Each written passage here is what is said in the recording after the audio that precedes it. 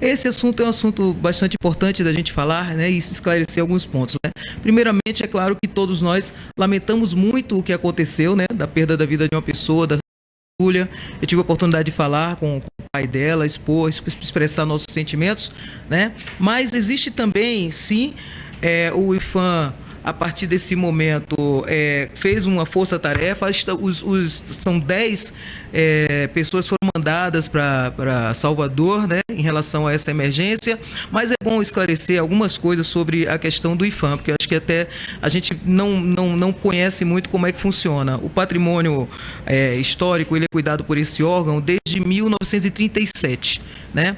Os tombamentos são feitos a partir de pedidos das pessoas, pedidos das instituições, para que a memória da história brasileira na questão do patrimônio não seja apagada por causa das intervenções que a gente vê as próprias cidades crescendo e tal. Então, o IPHAN, quando faz um tombamento, é a partir de análises de pessoas, de profissionais sobre isso, sobre o valor daquele patrimônio. E aí existem as responsabilidades de manter as reformas, de manter os restauros que existem, são das pessoas que são donos dos patrimônios, né? Então é importante as pessoas saberem que nem todas as coisas que são tombadas são patrimônios do IPHAN, são patrimônios do governo brasileiro. Essa história, o IPHAN existe há quase são 78 anos, né? Então tudo que nós temos de memória preservada é a partir dessa ação, isso, de um atendimento a um apelo de tombamento.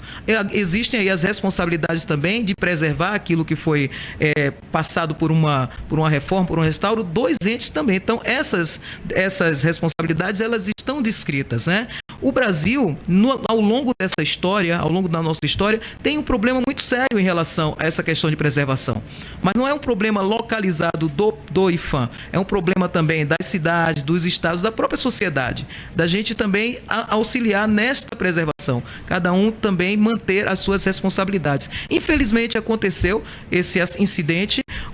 Na nossa gestão, é importante que se diga também que assim que nós chegamos, que fizemos o levantamento do histórico, que não é só em Salvador, é um histórico amplo em vários lugares do Brasil, então nós conseguimos colocar a ação de restauro no PAC. São 740 milhões que estão sendo investidos no restauro de mais de 140 obras e mais 102 projetos em andamento. Eu estou falando isso porque nós temos aí essas informações todas trazidas pelo IPHAN e é uma coisa real. Agora, nós temos que entender de onde nós partimos, né?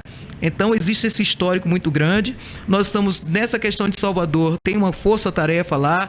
Já existia, inclusive, um investimento na igreja, né? Que assim que nós chegamos, que vimos a situação de 6 milhões em obras de restauros dentro da igreja, restauro do patrimônio da igreja, só que quando foi sinalizado, né, a questão do teto, que inclusive nem os próprios padres, eles inclusive falam isso, imaginavam que aquilo ia ceder, senão eles não iriam abrir a igreja, né? Então, e assim que foi sinalizado, eles deram entrada ao sinal. 2 dias depois, isso é o protocolo do registro, já tinha sido marcada a visita, né, dos técnicos do IPHAN à igreja de São Francisco. Então, infelizmente, aconteceu um desastre com uma fatalidade. Isso nos comove a todos, mas estão havendo aí os levantamentos das perícias todas, né? E eu acho que a gente tem que ter um sentimento nosso, é muito delicado pelo fato de ter levado a vida da Júlia, mas nós, dentro do que cabe ao patrimônio histórico, em nome do presidente do IPHAN, Leandro Grassi, eles e toda